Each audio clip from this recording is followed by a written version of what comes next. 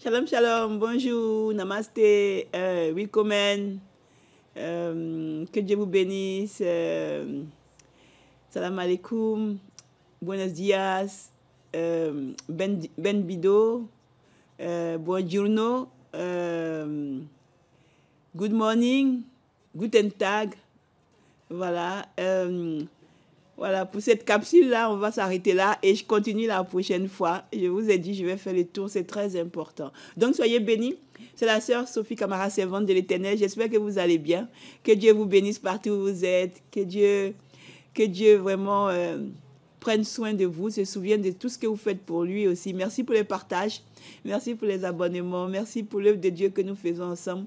Vraiment, je suis très contente de vous retrouver encore pour la suite des messages. Ça, c'est un message qui vient de la part du Seigneur. Donc, voilà, je pense que ça va nous édifier, ça va nous faire du bien. Amen.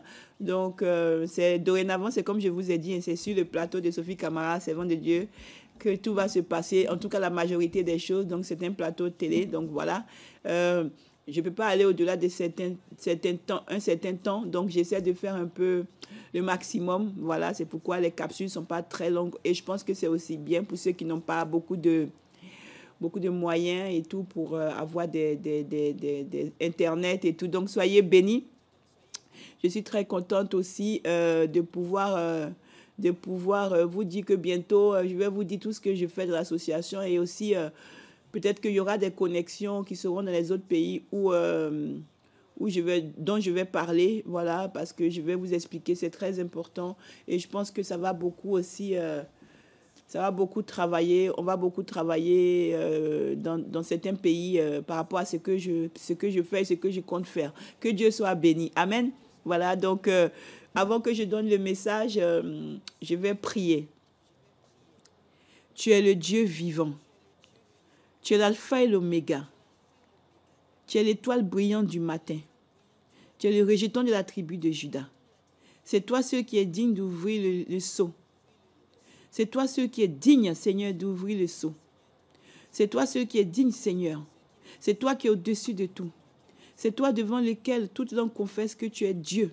Et tout genou, qu'il soit sorcier, sataniste, qu'il soit quoi, quel que soit leur grade, quel que soit ce qu'ils sont, quel que soit ce qu'ils pensent, c'est que devant toi seul, Seigneur, qui plie genoux et ils reconnaissent que tu es Dieu.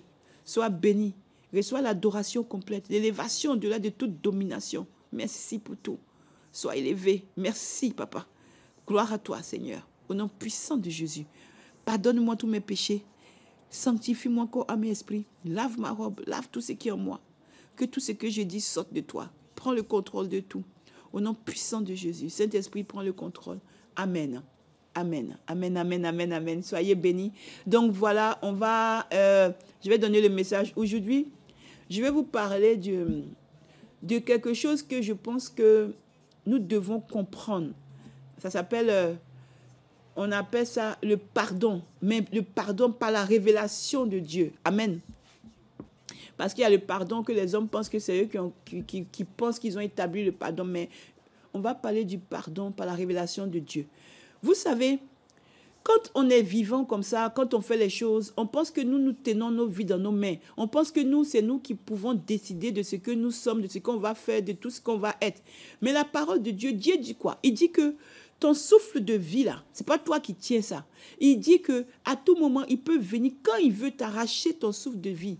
Il a dit que tu es poussière, tu retourneras à la poussière et que tout ce que tu vis là, c'est la pure grâce. Amen.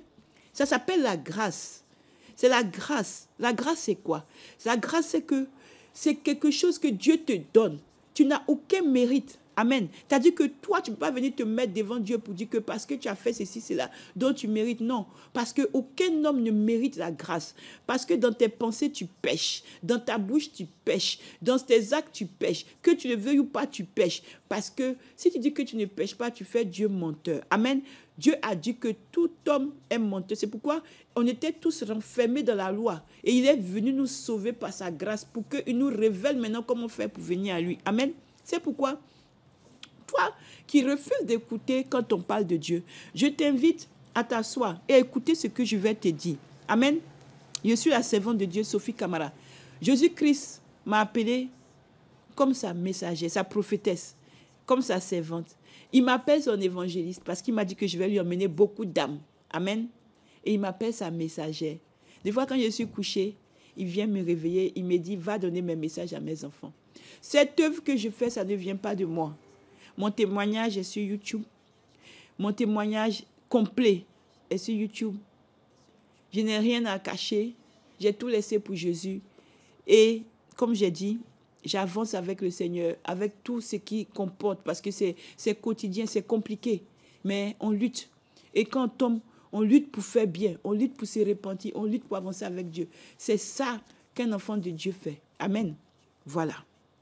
On lutte contre le péché de toutes nos forces. Amen. Donc, je vais te parler. Tu sais, il faut que tu apprennes aujourd'hui que tu dises que tu es païen, tu n'es pas païen, quoi. Que Dieu, là, tu le connais.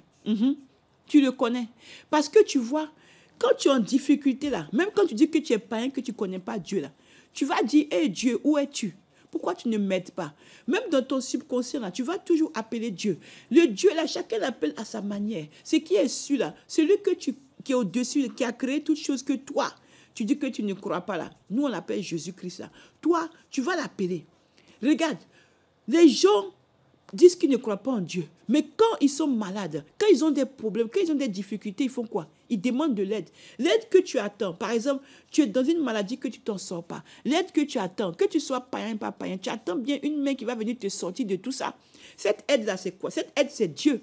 Amen. Cette aide, ça s'appelle Dieu. Parce que quand tu te rétablis, quand tu te bats, tu cherches une force, tu luttes. Mais c'est l'espoir. L'espoir, là, c'est quoi? L'espoir, ça vient de quelque part. L'espoir que tu attends, l'espoir que tu espères, ça vient d'où? Ça vient une provenance. Quand on te déclare que tu vas mourir dans 6 mois ou tu vas mourir dans 3 mois, et puis tu te mets à espérer, tu te mets même quand tu dis que tu ne connais pas Dieu, tu te mets dans ton cœur à faire tout, parce que tu ne pries pas, tu ne connais pas, mais à te dire que tu veux être sauvé, tu commences à lutter et tout, et tu espères qu'il y a quelque chose de providentiel qui va venir te sauver. Mais le providentiel, ça vient de là-haut, ça s'appelle Dieu. C'est pourquoi en tout être humain, je n'ai pas le temps de développer ça maintenant, mais Dieu me l'a révélé. En tout être humain connaît Dieu en fait. Tout être humain connaît Dieu. Mais en fait, après, c'est parce que quand on vit, les gens s'appellent païens, athées et tout ça, donc ce n'est pas développé, ou ils n'ont pas encore la révélation de Dieu. Mais tout homme connaît Dieu, puisque tout homme dans les difficultés cherche un secours. Et le secours, là, Dieu. Amen. On va développer ça une autre fois. Je vais te faire comprendre par là que, à travers cette révélation-là, tu dois apprendre ce que c'est que le pardon, que tu connaisses ou que tu ne connaisses pas Dieu. Le pardon est salvateur. Le pardon délivre. Tu dis que tu ne connais pas Dieu, mais tu pratiques des choses où, à un moment, tu as besoin qu'on t'aide aussi. Donc, tu as besoin de ce secours qu'on appelle Dieu. C'est pourquoi je viens te parler du pardon. Parce que peut-être que tu es emprisonné actuellement dans ta vie. Peut-être que dans ta vie, à cause de ce que tu ne sais pas encore ce que le pardon, tu as des choses que qui t'empêchent de vivre. Bien-aimé, que tu connaisses Dieu ou pas, moi, je t'invite à donner ta vie à Dieu, à donner ta vie à Jésus. Tu as acheté une Bible, à lire la Bible, à connaître ce qui se passe dans la Bible, même à me contacter pour qu'on puisse avancer ensemble. Parce que tu vas voir que le créateur de toutes choses, il nous aime et il ne veut pas qu'on souffre, mais c'est nous-mêmes, à cause de nos endurcissements de cœur, à cause de comment on est, qu'on n'a pas l'occasion de pouvoir avancer avec lui. Quand tu pardonnes, pourquoi on demande de pardonner? Amen. Parce que dans le pardon, il y a une puissance. Amen. Quand tu ne pardonnes pas, quand tu as fait quelque chose que tu ne pardonnes pas, écoute-moi bien, c'est toi qui te fais du mal parce que tu penses à ce qu'on t'a fait. Tu mijotes ça. Tu es là, tu rumines ça. Tu es là, tu penses à ça tout le temps. Tu te pourris la vie avec ça. Et tu vas pourrir aussi les autres avec. Parce que comme tu es mal, tu as besoin de partager aux autres pour qu'eux aussi, ils viennent partager ton mal. Ce qui fait que tu entraînes aussi les autres dans ta pierre d'achoppement. Et toi aussi, tu n'es pas bien. Tu fais que ça peut t'emmener même à aller à la vengeance. Ça peut t'emmener à détruire. Ça peut t'emmener à tuer. Ça peut t'emmener à défigurer des gens, ça peut t'emmener à blesser, ça peut t'emmener à haïr. Parce que le non-pardon est terrible. Le non-pardon emmène à des degrés où on ne se contrôle plus. On peut même aller en prison. On peut même tuer, on peut même faire des choses, détruire sa vie, détruire son couple, détruire son ménage, détruire ses amis, ses amitiés à cause du non-pardon. Et on pense qu'on a raison parce que le piège qui se passe dans le non-pardon, c'est qu'on se dit qu'on a raison. Quel que soit ton degré que tu as raison là, tu dois comprendre que tu dois laisser tomber. Amen. Tu dois laisser tomber. Pourquoi? Parce que tu t'enchaînes, tu te mets des chaînes sur toi et tu es en train d'alourdir ta vie. Tu es en train de faire que les grâces qui vont venir dans ta vie ne peuvent pas venir dans ta vie parce que tu ne peux pas avoir dans ton cœur la haine. Tu ne peux pas avoir dans ton cœur la méchanceté envers quelqu'un que tu détestes. Tu veux sa mort. Ou tu vas parler, calomnier, quoi. Et puis, tu vas espérer que toi, tu vas avoir des bénédictions. Ça ne vient pas de Dieu. Dieu relève. C'est ça la différence que les gens ne comprennent pas. Dieu relève. Dieu va te reprendre. Dieu va te répondre pour te corriger. Par exemple, tu peux avoir un mauvais caractère, toutes ces choses-là. Dieu va t'aider à avancer tout.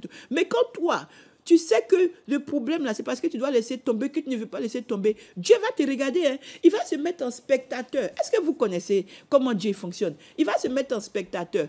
Il va te regarder pour voir ce que tu vas faire. Il va te faire comprendre qu'il faut laisser tomber par différentes manières. Peut-être les gens vont parler, peut-être même la personne qui t'a fait du mal va parler, peut-être que tu vas tomber sur quelque chose quand on parle de ton problème, et puis il va te faire comprendre qu'il faut laisser tomber. Amen. Maintenant, si tu ne veux pas laisser tomber, il va se retirer, il va te regarder pour voir avec tes forces charnelles d'homme là, qu'est-ce que tu peux faire. Et tu vas te mettre des chaînes pendant que la personne vit. Amen. Parce que si c'est par exemple un couple, il t'a laissé tomber, il t'a fait du mal. Tu es en train de ruminer le mal. Mais lui, il fait sa vie, il voyage, il fait sa life. Qui est perdant? C'est toi qui es en train de ruminer. C'est toi qui es en train de perdre ton temps dans les noirs. Lui, il fait sa vie ou elle fait sa vie. Amen. Ou c'est peut-être dans différents cas. Ton collègue a eu un poste, tu es en train de te fâcher, tu rumines, tu jalouses. Lui, il avance. Amen. C'est toi qui dois laisser tomber. Pour que, c'est quoi laisser tomber? Quand tu laisses tomber les choses, Dieu maintenant rentre en action. Amen. Parce qu'à lui, la vengeance, à lui, la rétribution. Il rentre en action. Et quand il rentre en action, qu'est-ce qu'il fait? Il rétablit les choses. Mais comme il est Dieu, il sait comment rétablir. Parce qu'il sait comment rétablir. Amen. Parce que peut-être que la personne, ou peut-être que le mal qui t'a été fait, il faut une manière pour corriger, pour restaurer. Amen. Et que toi, en tant qu'être humain, tu ne peux pas. Parce que peut-être que tu ne peux pas le faire. Ou que peut-être même la personne. Ou peut-être que l'objet ne peut pas être fait comme toi tu voudrais. Il faut l'intervention divine. Et Dieu sait comment il va faire. Donc, quand lui, tu vas lui laisser, il sait comment il va faire. Et en temps voulu, comment il va arranger, comment il va faire. C'est pourquoi il faut toujours attendre le temps de Dieu. Et il faut enlever le pardon. Même si elle t'a quitté, même si elle t'a fait du mal, ou il t'a fait du mal, ton mari t'a abandonné, ou bien ton copain t'a abandonné, ou bien c'est ton travail, ou bien tes collègues, ou bien on s'acharne sur toi. Il faut juste regarder Dieu. Et il faut laisser tomber. Il faut apprendre à pardonner, à laisser tomber. Tu dis que bon, moi là, à partir d'aujourd'hui là, tous ces trucs là, c'est derrière moi. Moi, j'avance maintenant, je ne regarde plus en arrière. Amen. Et quand c'est comme ça, quand tu vas faire comme ça, Dieu va rentrer en action. Amen. Et quand c'est comme ça, Dieu maintenant va prendre la puissance. Il va déployer une puissance et il va te bénir même. Parce que quand tu laisses tomber, quand tu laisses tomber, Dieu maintenant a l'obligation de venir maintenant faire le travail à ta place. C'est pourquoi il dit laissez tomber mes enfants. Et il dit que quand tu laisses tomber, il faut maintenant apprendre à aimer l'autre. Il a dit aimer vos ennemis. Il y a une puissance dedans. Toi qui dis que tu ne connais pas Dieu là. Mais quand tu te retrouves en difficulté là, tu vois bien que tu as besoin d'un secours. Amen. On a tous besoin d'un secours. Et ce secours là, ça vient de Dieu. Quand tu laisses tomber ou quand tu appelles Dieu à l'aide, il va venir t'aider. Il va venir te secourir. Il va venir faire le travail. Mais si tu ne veux pas laisser tomber, amen, et que tu veux faire par tes propres forces, si tu ne fais pas tes propres forces, tu ne vas pas y arriver parce qu'il y a des situations où c'est Dieu qui doit venir t'aider. C'est très important qu'on comprenne ça. Il y a des situations où on ne peut pas contrôler. Quand on est enfant de Dieu, des fois, amen, quand on est enfant de Dieu, des fois, on a même des attaques. On a même des attaques où tu ne peux pas, c'est le Seigneur, c'est la main divine qui doit intervenir. Parce que toi, tu ne pourras pas faire. Il y a même des choses où tu peux être en capacité et au dernier moment, le diable vient tout mélanger, tout gâter pour te mettre encore plus dans les difficultés. Amen. Tu peux être dans ton travail où ça va un peu mieux, mais encore, il y a un qui va arriver, qui va faire qu'on va te détester encore plus. Pourtant, toi-même, tu ne comprends pas ce que tu as fait. C'est à différents niveaux. C'est le travail du diable et de ses démons. Donc, Il faut que tu saches qu'il y a des situations où tu dois laisser tout tomber. Tu dois laisser tout tomber. Apprends à tout laisser tomber. Apprends à vivre maintenant avec les choses que tu vois dans le futur. À regarder dans le futur. Et tu vas voir que tu vas guérir. Ton cœur va guérir. Tu vas voir que tu vas voir la vie en rose. Tu ne vas pas en rose parce que le monde est compliqué. Mais tu auras moins ce fardeau qui te fatigue là. Tu vas plus avancer et tu vas pouvoir plus te construire. Et tu vas voir que comme tu n'as plus de haine, ni d'amertume, ni de rancœur pour la personne que tu avais, tu vas te sentir un peu plus libre et Dieu va pouvoir te bénir. Il faut savoir que les bénédictions, si elles ne viennent pas sur toi, elles vont venir sur tes enfants. Hein? Un jour, je vais donner quelque chose qui s'est passé, que Dieu m'a montré que, hey, ce qu'il dit là, c'est vrai. Même si ce n'est pas toi là, ça peut être même un parent que Dieu va rendre. Dieu rend toujours. Jésus là, pour nous que Jésus-Christ est Dieu là, il rend toujours. Dieu là, c'est nous les hommes là, qu'on fait comme on veut. Dieu là, il rend toujours le bienfait. Tu ne peux pas faire quelque chose pour Dieu puis il ne va pas te rendre. Ce n'est pas possible. C'est pas possible. Il rend toujours. Dans sa parole même, il a dit quoi? Dans sa parole, il a dit que tu ne peux pas faire des choses pour lui et puis il va te laisser comme ça. Jamais. Il a dit que le juste ne peut pas rester comme ça et puis il ne va pas agir. Il ne peut pas mendier. C'est pas possible. Dieu est dans sa parole. Donc, ce message, c'est pour te dire qu'il faut apprendre à pardonner. Je vais développer une prochaine fois. Il faut apprendre à pardonner, à laisser tomber toutes les offenses qu'on t'a fait, tout le mal qu'on t'a fait. Laisse tomber, laisse tomber.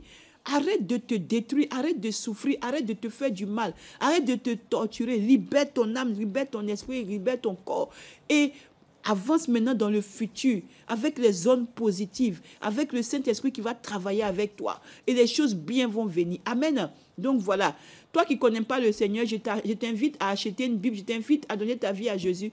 Si tu vois que tu es intéressé par rapport à ce que je dis, cherche à trouver un homme de Dieu ou appelle-moi. On va trouver comment faire. Ou un homme de Dieu, tu cherches, tu vois des églises et tout, demande à Dieu et tu vas trouver qui va te diriger. Amen. Seigneur, je prie pour que tous ceux qui vont entendre ce message, Seigneur, qui puissent se diriger vers toi, que tu les aides à tout abandonner, à laisser tomber et à se diriger encore plus dans ta volonté, afin que tu puisses, Seigneur, tes plans puissent s'exaucer dans leur vie. Sois béni, Seigneur, reçois la gloire au nom puissant de Jésus. Amen. Soyez bénis. Amen. Amen, amen, amen, amen, amen, amen, amen. Adios. Shalom.